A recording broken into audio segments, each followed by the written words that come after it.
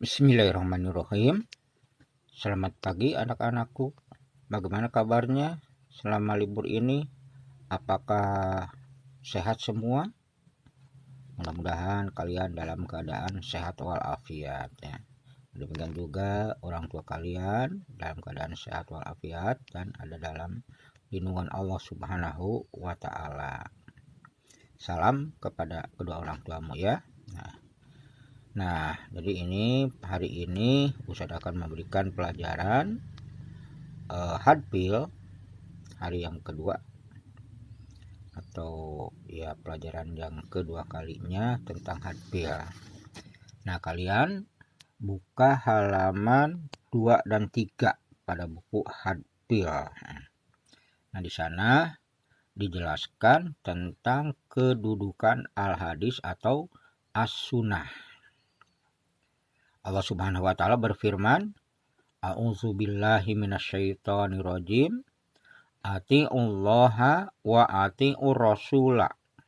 Itu yang tercantum dalam surat An-Nisa ayat ke-59.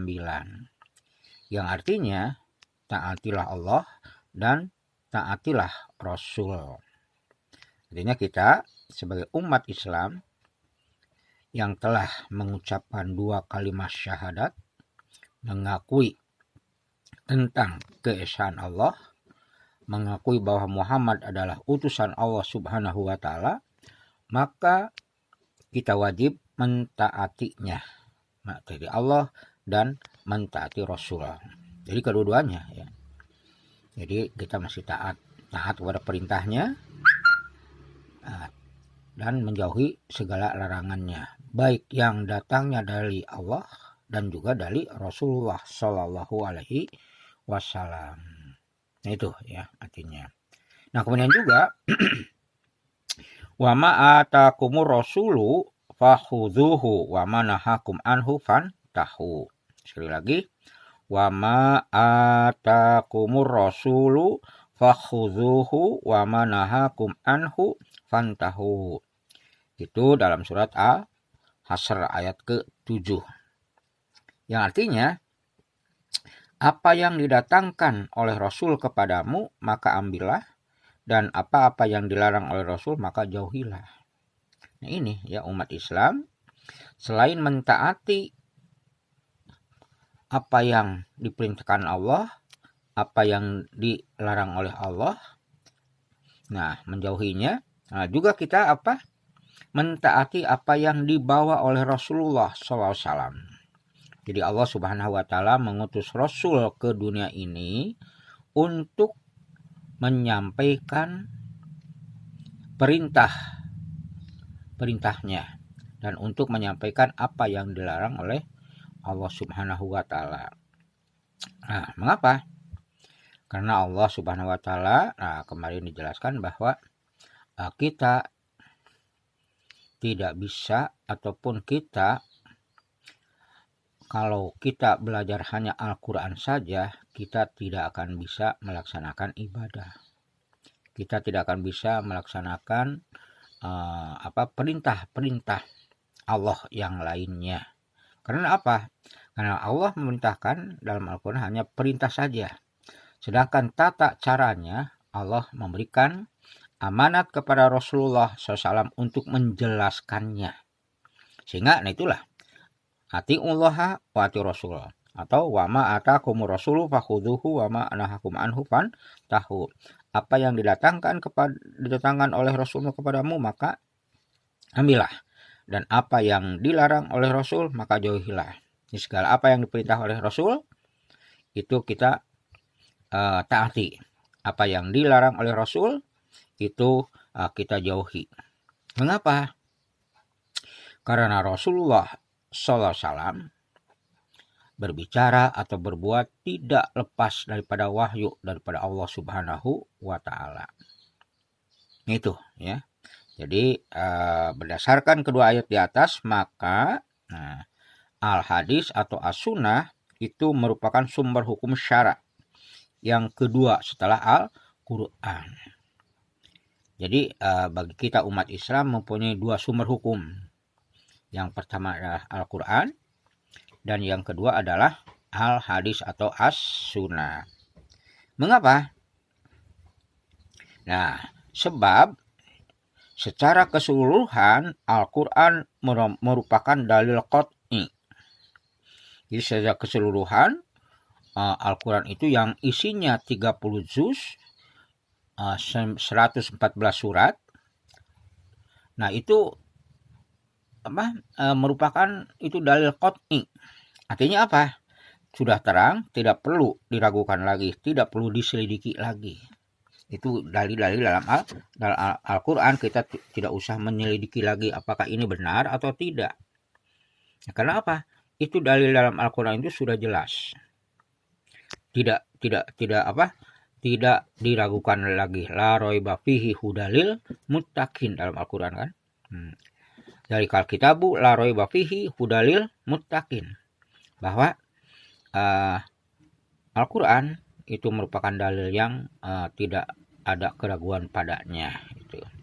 Nah, artinya tidak perlu diselidiki apakah benar ini firman Allah itu. Tidak perlu diselidiki. Kenapa? Itulah. Dan dalilnya qat'i, sudah jelas. Nah, karena apa? Ya, Al-Quran sejak diturunkan oleh Allah Subhanahu wa Ta'ala ke dunia ini sampai nanti hari kiamat itu dijaga keasliannya. Tidak seperti kitab-kitab yang lain, tidak seperti Zabur, Toret, atau Injil. Itu yang beredar sekarang itu asli tapi palsu. Mengapa demikian? Ya memang namanya Zabur, Injil, atau Toret, itu namanya. Tapi isinya itu sudah diselipi, sudah dicampur dengan kata-kata orang. Kata-kata ataupun pendapat ataupun kehendak-kehendak daripada ulama mereka, para pendeta, ya. Itu mereka memasukkannya. Ya. Kemudian kalau ada yang tidak sesuai, ayat yang tidak sesuai, mereka merubahnya. Nah, itulah. Oleh karena itu apa? Bahwa kitab-kitab yang lain yang pernah Allah turunkan sekarang hanya tinggal namanya saja. Namun kita tetap mesti mengimani kepada kitab-kitab itu. Kitab Injil, Toret, dan Zabur itu kita mesti mengimani, apalagi kepada Al-Quran. Ya. Kalau kita tidak iman kepada Injil, Toret, dan Zabur, maka kita tidak termasuk orang yang beriman. Ya, bagaimana caranya? Ya kita baca saja Al-Quran. Dalam Al-Quran itu apa? Itu memuat isi Toret, Zabur, dan Injil di dalam Al-Quran itu. Jadi disempurnakan dalam Al-Quran. Nah itulah. Sehingga Al-Quran merupakan dalil yang qat'i. Nah sedangkan hadis secara keseluruhan merupakan dalil dhonni. Dhonni artinya memerlukan diselidiki terlebih dahulu. Artinya bahwa kalau kita menerima hadis itu baru kita prasangka apakah hadis itu betul-betul sabda Rasul atau bukan. Ya. Artinya bahwa tidak semua hadis dapat dipakai hujah. Hujah itu adalah alasan atau dalil, ya. Karena ada hadis yang tertolak. Hadis yang dhaif, hadis palsu, itu tertolak karena apa? Tidak memenuhi persyaratan ilmu hadis, persyaratan hadis.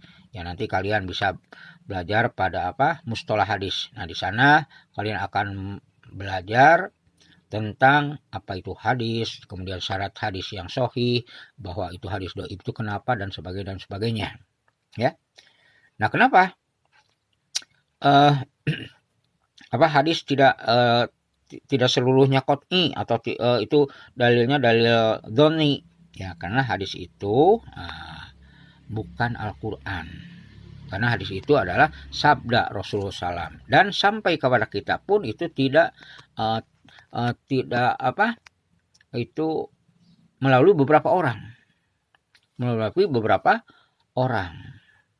Ya. Demikian juga Al-Quran, ya, melalui beberapa orang. Itu. Namun tadi dikatakan bahwa Al-Quran itu adalah dalilnya qot'i, sudah jelas. Bahkan di sini dijelaskan bahwa apa? Bahwa ayat-ayat Al-Quran semuanya mutawatir. Yang artinya mutawatir itu adalah berita daripada orang banyak yang disampaikan kepada orang banyak lagi. Mereka mustahil berkumpul untuk berdusta. Itu secara umum arti mutawatir. Jadi kalau ada berita misalnya di banyak orang ya, dari si A, si B, si C dan si D. Nah, kemudian si A, si B, si D itu menyampaikan kepada siapa? Kepada E, P, F, G dan sebagainya yang lainnya. Nah, yang mustahil mereka itu berembuk. Nah, itu namanya mutawatir. Tapi kalau hadis itu perorangan. Si A kepada si B kepada si C, kadang-kadang kepada si D dan yang lainnya. Nah, itu orang-orang yang di perorangan itu kan kepribadiannya macam-macam gitu, macam-macam. Artinya tidak semua mereka itu apa? Ya orang baik misalnya itu. Jadi mesti diselidiki. Si A apa? Kita mendapatkan berita dari si B misalnya. Nah, si B itu siapa? Kita mesti tahu. Apakah betul bahwa ini berita itu benar? Nah, apakah si B itu adalah orangnya jujur, adil, atau tak berbohong dan sebagainya, itu kalau hadis. Tapi kalau Al-Quran itu secara apa? Banyak menyampaikan orang banyak kepada orang banyak lagi, yang mustahilnya di antara mereka itu mereka itu berembuk ya. Jadi berkumpul untuk berdusta. Nah, itu ya. Nah, itu sebagainya ada mutawatir. Al-hadis merupakan penjelasan terhadap Al-Quran. Oleh karena itu Al-Quran harus didahulukan daripada Al-hadis. Jadi untuk kita ingin jelas kepada isi daripada Al-Quran, maka kita mesti mempelajari Al-hadis. Oleh karena itu apa? Dasar agama Islam, dasar hukum agama Islam adalah Al-Quran dan Al-hadis. Al-Quran yang isinya perintah misalnya, kemudian Al-hadis menjelaskan perintah itu bagaimana bentuknya, bagaimana pelaksanaannya. Jadi kalau kita tadi sebutkan bahwa kalau kita hanya mempelajari Al-Quran saja, tidak mempelajari Al-hadis, maka itu semuanya akan sia-sia. Ya. Kita tidak akan bisa melaksanakan ibadah ataupun perintah daripada Allah yang ada dalam Al-Quran.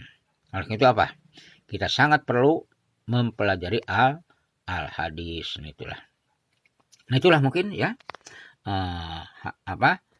pelajaran yang dapat Ustadz sampaikan pada hari ini. Mudah-mudahan dapat diterima dan jelas, dan nanti pada ada pelajaran lagi dari Ustadz itu di Talar. Ya, siap? Ya, semangat. Walaupun kita daring atau belajar secara jarak jauh ya, jarak jauh. Nah, kita mesti semangat. Insya Allah mudah-mudahan secepatnya keadaan ini berakhir itu. Assalamualaikum warahmatullahi wabarakatuh.